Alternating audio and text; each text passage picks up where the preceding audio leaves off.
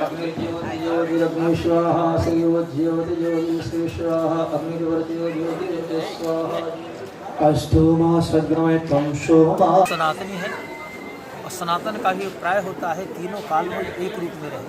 पूर्व में वैसा था, वर्तमान में वैसा है और आगे में वैसा है। हमारी भारतीय संस्कृति कहती है कि अपने पूर्वजों को महत्व देना चाहिए।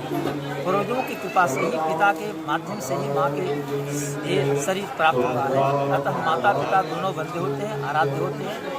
वैसे माता पिता पूर्वजों की स्मृति में इस परम पवित्र मोक्ष धाम में आकर यहाँ तो ज्ञान की भूमि है, मोक्ष की भूमि तो यहाँ आकर के यदि भगवान के परम पावन सानिध्य में पिंड दान करते हैं, तर्पण करते हैं, पितर लोग धन्य हो जाते हैं। उनको अरिमा लोक में उत्तम स्थान मिलता है, उनकी महत्ता बढ़ जाती है, उनका सम्मान बढ़ता है। और जो लोग तर्पण करते हैं, पिंड दान करते हैं, उनकी संतति परंपरा आगे बड़ी व्यवस्थित चलती है। पहले छात्र होते हैं, अच्छे कार्य में लगते हैं, भारत के नाम को रोशन करने में आगे बढ़ते हैं। ऐसा हमने एक बार में रूढ़ा देखा है। जिन्होंने गया में आकर के पिंडदान किया, उनका विकास आगे बढ़ने लगा।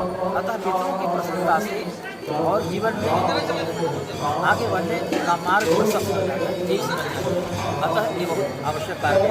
पितृपक्ष मेला गया जी में चल रहा है और पूरे भारत ही नहीं, देश विदेश के लोग अपने पितरों के शांति हेतु जल देने आते हैं, जो वर्ष में या जीवन में एक बार करते हैं। लेकिन मेरा कहना है कि यह तो मरने के बाद देते हैं, लेकिन असल तो माँ बाप जीवित है।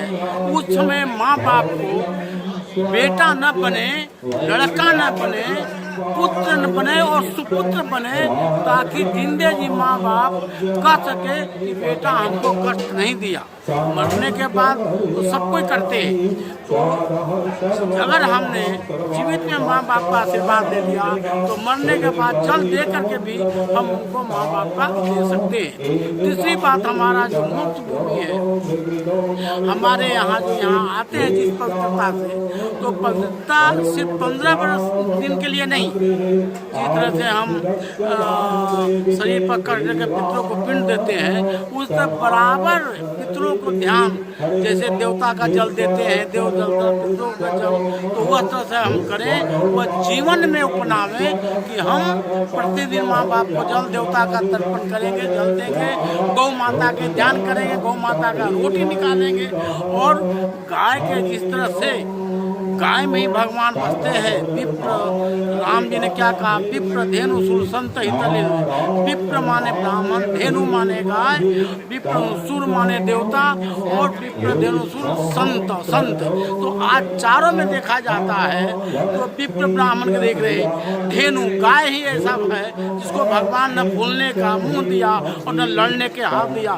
संत तो Z+ की सुरक्षा लेके चल रहे हैं, देवता का रक्षा करने का हमारा सामर्थ्य ही नहीं है, वह प्रभु राम का था।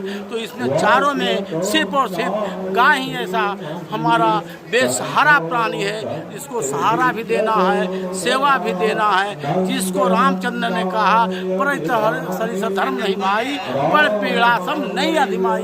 तो हम देख सकते हैं कि गाय हमारी परहित के लिए काम करती है, चर करके भूखे रह करके दूध देती है, यहाँ तक वो वेस्ट खा करके वेस्ट देती है, यानी कचरा खा करके, और वो हमारे रेस्ट देती है। ऐसे गौ माता को हम प्रणाम, और पितृपक्ष में आए हुए सबको कहेंगे कि गो ग्रास निकाल कर गौशालाओं में गौ माता का जरूर दान करें। इन्हीं शब्दों के साथ मैं परिचय दे दीजिए।